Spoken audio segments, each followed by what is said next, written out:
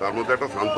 এই মুহূর্তে সরাসরি বলে রাখি, বিজেপির নেতা তন্ময় ঘোষ কিন্তু কেশপুরে এসে যে তৃণমূল কংগ্রেসের কর্মী মাঝিরিয়ায় আক্রান্ত এসে সে কিন্তু কড়া ভাষার উত্তর দিলেন।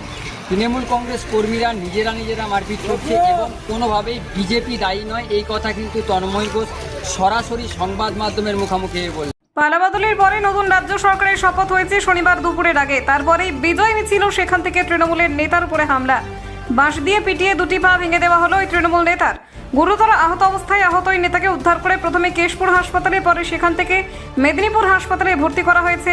আহত ওই তৃণমূল নেতার নাম আব্দুল মোন্নাব আলী।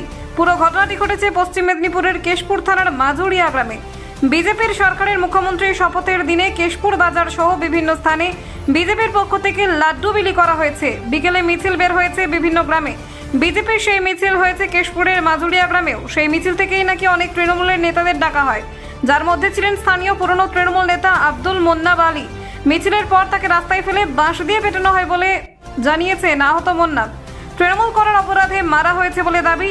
তাকে পরিবারের লোকেরা আশঙ্কাজনক অবস্থায় সেখান থেকে উদ্ধার করে ভর্তি করে প্রথমে কেশপুর হাসপাতালে। সেখানে তার দুই পা ভেঙে গিয়েছে বলে জানতে পারেন চিকিৎসকরা। তাকে রেফার করা হয় মেদিনীপুর হাসপাতালে। এই বিষয় নিয়ে কেশপুরের বিজেপি নেতা তন্ময় ঘোষ কি বললেন? আমি মানুষের যতটুকু পেরেছি পাশে দাঁড়িয়েছি, মানুষের উপকার করেছি, মানুষের যেগুলো প্রয়োজন সেগুলো মানুষের সঙ্গে থেকে মানুষের পাইয়ে দিয়েছি। কিন্তু আজকে ওরা মিছিল হয়েছিল, মিছিল হতে ওরা আমাকে ডাকলো, যে মিছিলে জুতো মাইকে ক্যানভাস করলো। মাইকে ক্যানভাস করার পরে মিছিলে আমি যে পৌঁছেছি, যা একটা মোটা বাঁশের ইয়ে নিয়ে কেটেছে, গেটচা কেটেছে মোটা ওরা কেটে ওই ফাইবার বলে একজন দাদা আমার পা দুটা ভেঙে দিয়েছে। কারা মারলো?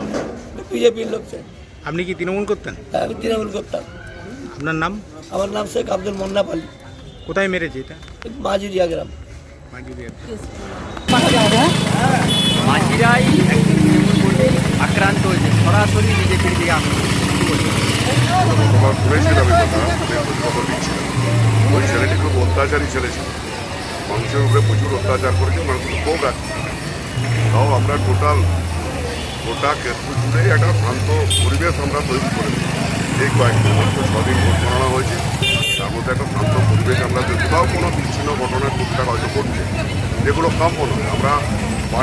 আমাদের পার্টি আমাদের রাজ্য সভাপতি খুব কড়াভাবেই বলেছেন যে কোনো গোলমাল অশান্তি কোথাও চলবে না।